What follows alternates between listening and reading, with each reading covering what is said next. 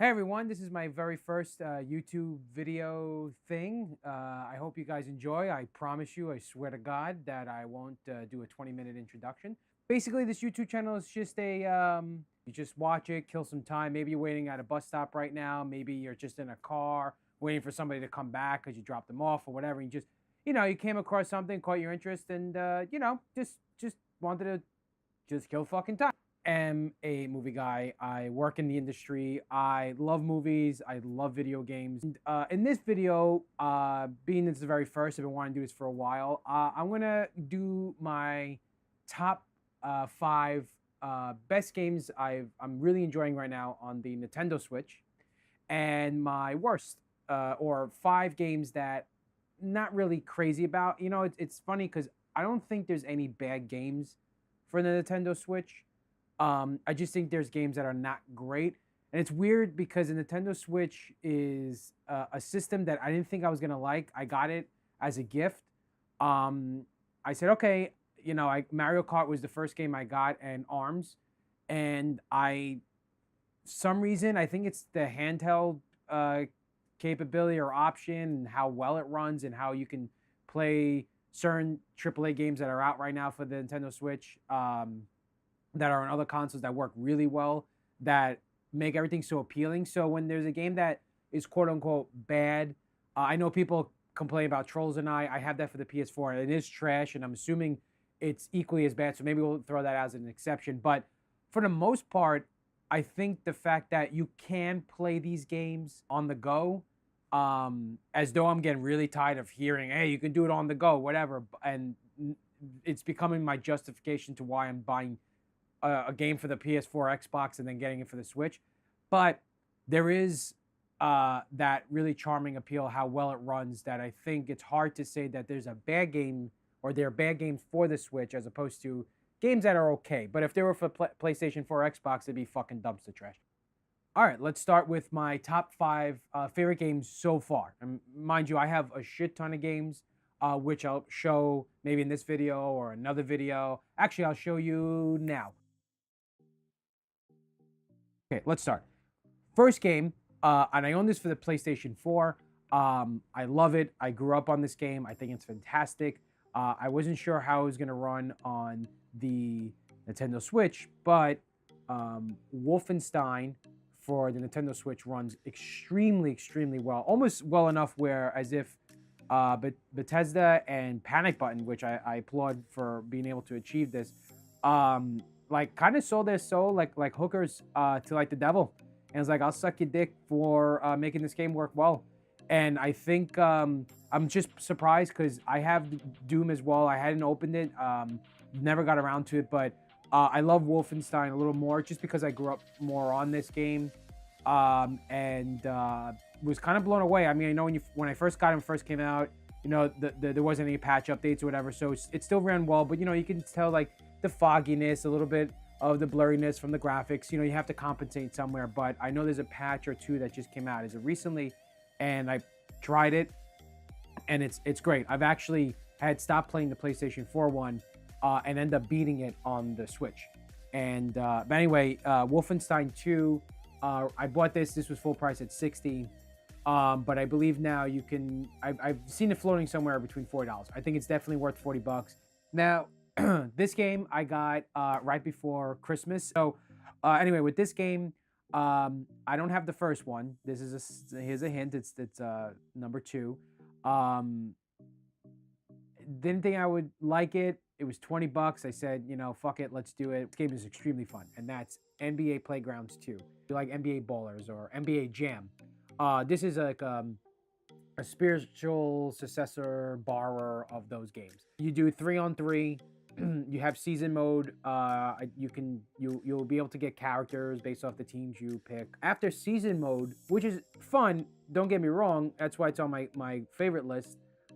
There's not much to do. I mean, like, yeah, you can unlock all these characters and shit, but you expand your roster, but there's not really like other things, like, you know what I mean, like you beat the season, you just keep going and going and going and beat the season. Like, yeah, you can go online, but like there's not much. I just wish it was like a story mode. Moving on. So again, I got this on sale. I'm a cheap bastard. Got this for $15. and I think I wouldn't have spent any more than that. I was like, whatever. I like racing games. Here's a hint.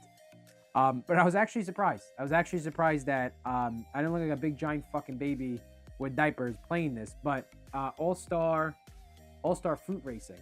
I mean, this is definitely catered to the younger demographic. And when I say younger, I mean like 2 to 5.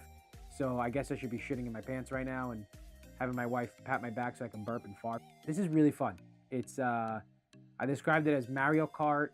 It's a poor man's version of Mario Kart, but they use fruits. And, you know, this whole thing with fruits is subliminal messaging and how fruits are healthy and it keeps you energized. And, you know, of course, there's some bullshit message in there. But, you know, it's what Mario Kart is. It wants to be that, but of course at a budget title. But, you know, I got to say the tracks are pretty fun. There's I could look really quick. Apparently there's 32,000 combinations of custom car combinations. There's 20 different tracks, and it's fun. It runs well. It's again, it's not perfect. It's you know, if you have Mario Kart and this is not on sale where you are and it's like $30, $20, I still wouldn't get it. The fact that I was able to get this for 15, I would say get it. It's good if you have a party. And you have, you know, people are over and you're like, hey, you guys want to play something? And, you know, you want to change it up. You know, everybody's done Mario Party or Mario Kart or what, or, you know, anything Mario related. But they're like, hey, let's try this. We'll learn about fucking fruits and we can hit each other with pineapples. Downfall of this game is the loading time.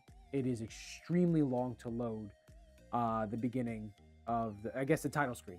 I think I clocked in at almost a minute and a half. A minute and a half, I kept restarting it because I was like, what the fuck is going on? Why isn't this loading up?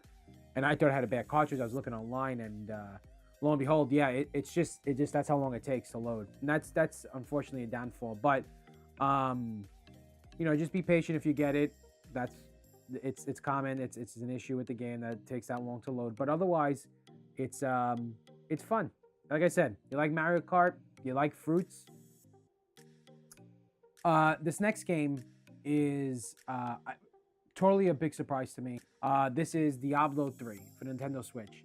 I know this game is old and it's come out in so many different versions, Xbox 360, PS3. Now it's on the new the PS4 and the Xbox One, now the Nintendo Switch, PCs of course. But this is great. It runs well. Honestly, I feel like it was meant to be on the Switch. It's just how well it runs and how great it feels with the way the Switch is and how, you know, the size factor and just everything. It just feels right. And it comes with the exclusive Ganondorf armor set. I have no fucking idea. I am not a Diablo fan in that aspect where I know the lore. I mean, I kind of skip through when they start talking and shit. For all I know, I'm fucking hitting trolls and frogs and stuff. You have only Nintendo Switch. This is fantastic. You're not missing out. Honestly, hands down, one of the best games for this system. Awesome. I honestly would buy this definitely at $40. $50, I know that's where it's kind of floating at the moment of this video. I still think it's expensive knowing that you're moving from, you know, this is on the PS4 and the Xbox One and the PC, and they're all so much cheaper, and it's very hard to justify sometimes paying that much, especially when it doesn't really come with a lot of stuff, or the stuff that it comes with is already on the other systems as well.